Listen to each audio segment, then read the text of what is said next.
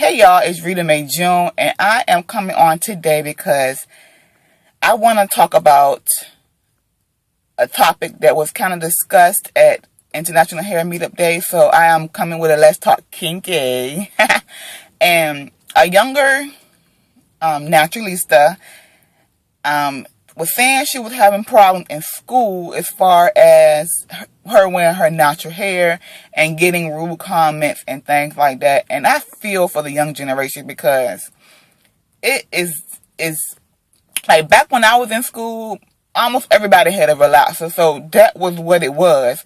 But now that we are trying to embrace our natural texture, it's not the norm yet. I'm going to say yet because I feel like it's coming.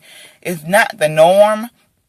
So, you will be like an outstander. You will stand out, and, a lot of the panel members was letting her know that, yes, do you embrace it? If you loving your hair, then that's all that matters. And it really, truly is all that matters if you loving your hair. And I can kind of relate because, even though this is my third time returning natural, my final time is now I return natural, and I stay in a more predominantly white area now. So when I go to the schools and things, like I'm at my children's school, when I go to the schools and things, I'm like the only natural in the room. And I'm tall, and I'm a big girl, and you see all of this, and everybody else's hair is straight. Like, I stand out, and at first I used to feel a type of way, not like I'm not owning my hair, but, I just wish it was other women there that look like me, so we can do the whole natural, what's up, type of thing.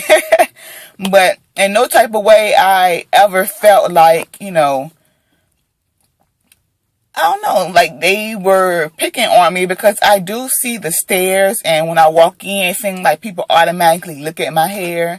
I do get some I love your hair. I just love your hair from some of them, but a lot of them will just look at my hair and just look at me. I can feel them looking at me on the side of my face. So what I have to say about this is you have to, when you wake up in the morning, you have to look at yourself and be happy with how you look. When you walk into a room, that confidence will show. So it doesn't matter who looks at you, who says anything to you or nothing like that.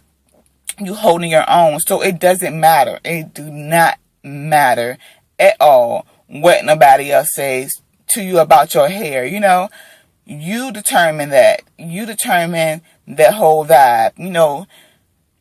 It can be difficult if you're not seeing someone that looks like you.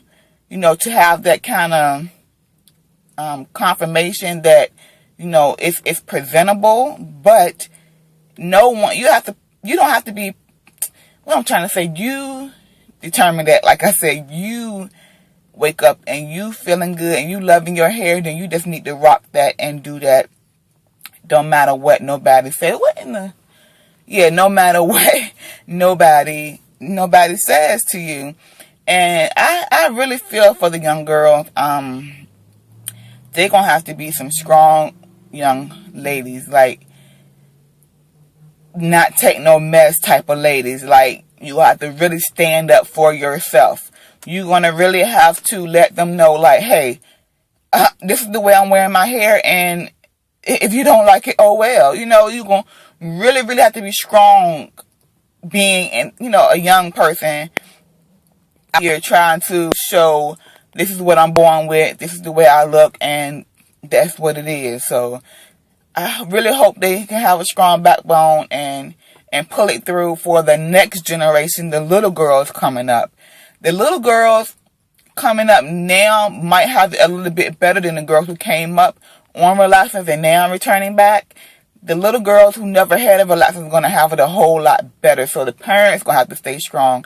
And actually, when I left the meetup, I had went to Walmart, and a little girl was in the aisle with her mom and her sister, and one of the little girls had natural hair, and the other little girl had a relaxer, and the mom had a relaxer and a weave. And one little girl with the relaxer was like, I'm going to return natural. I'm going back natural. I don't know if she saw me in the aisle looking at products and things, but she was like, I'm going to return natural. And then mom was like, I don't care. You can do what you want to do. You know, don't be coming to me when, you know, you can't do nothing with your hair and, you know, all of this. And I'm like, I mean, be supportive. You know, you're right in the hair aisle. You know, pick her up some products. You know, moisturizing and things like that. You know, like the other little girl, her hair was like in a puff, but it wasn't a well-grown puff. It was like a puff you just throw up, you know, when you ain't about that. You don't got time for it. It was one of them type of puffs. But yeah, instead of the mom being like supportive, she was like, I don't care, you know, you can, you know, like she wasn't that supportive with the little girl. And, you know, it kind of made me feel a certain type of way. So, I didn't say anything because, you know, I wasn't even in my hometown. I was over there in Jacksonville, and I don't know how they get down over there, and I didn't want to have to show my tail in the Walmart.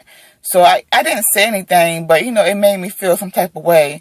I just looked at the little girl, you know, and gave her a smile and, you know, let her know that, you know, it's cool to return natural. It's cool to do that, you know.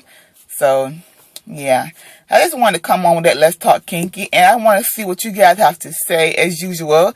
You know, how do you feel about the young generation? Do you have any tips or, you know, something like that you can let them know, maybe down below, or something they can do, they in a situation, and, yeah, anything that can be helpful, you guys, leave it down below, and, if you have any questions or anything for me, leave it down below, and I'll talk to y'all later. Alright, bye.